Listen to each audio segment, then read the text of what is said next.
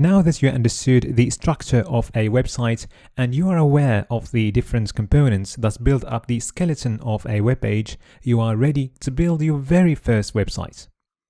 So, as you know, the HTML code behind a web page consists of text only. So all you need to have to build a website is a text editor so that you can write some code. There are plenty of text editors that you can choose from.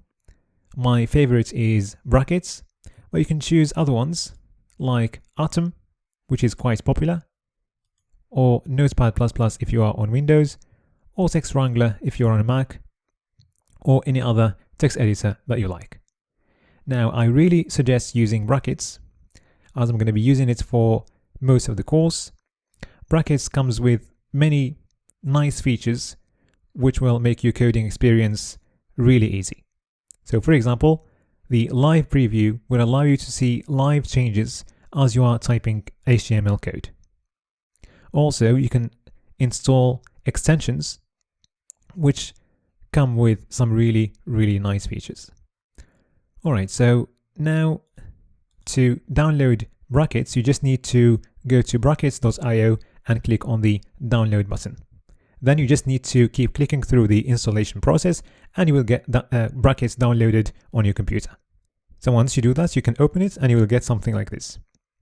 You may have a few files right there, so you don't have to worry about them and you don't have to worry about the project folder for now. So now that you've got Brackets, you are ready to build your website. But before we do that, we're going to need to structure our work so that everything is well organized. So what we need to do, we're going to go to the desktop and we're going to create a folder for our course. So inside this folder, we're going to have the different files that we're going to be building during the course. So let's name it the Complete Web Development Course. So you can use this folder later on if you want to revise course material when preparing for a job interview, for example, or as a reference when you are creating or working on a project for a client or for your employer. So let's create a new folder inside our project folder for our first chapter, and we're going to call it HTML. So you're going to have a folder for every single chapter. So inside HTML, we're going to build, or we're going to have the different files we're going to be building during this chapter. All right, so now what we need to do, we need to open this folder inside Brackets. So what you can do, you can just drag the folder inside Brackets like that, and it's going to get opened automatically. So now you've got the folder opened in Brackets. Now to build our very first website, we're going to need to create a new file. So just click right and choose new file. So let's name it Hello World. Now in order for the browser to recognize your file as a web page, you will need to give it an extension. So for a website, the extension is .html. So now if you go back to your folder, you'll find the file right there. And if you click right, you can go for open with, and you can choose Google Chrome, for example. And here we go. We've got a blank web page. So at the moment, we are using the file protocol because the file is sitting on our computer. So now let's go back to Brackets and populate our web page with some content.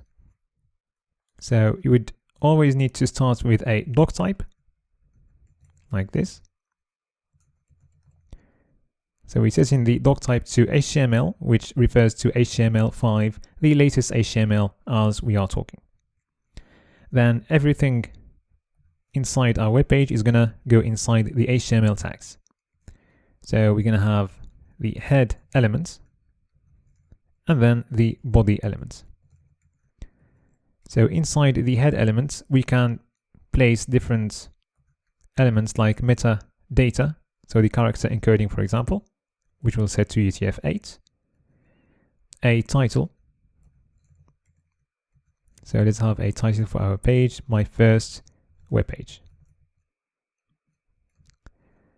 And then inside the body, we're going to have the content that we would like to display on our web page. So we could write text directly here, but I'm going to place text inside a paragraph. So you don't have to worry now about the syntax of paragraphs. It's pretty easy. Actually, we just need to use the p tag. So inside the p tag, we're going to write some text. Hello world, for example. All right. And now we will need to save. So to do that, you just go to File and then Save. Otherwise, you just do Command S or Control S on Windows. So now let's go back to our web page and refresh. And now you can see our content there.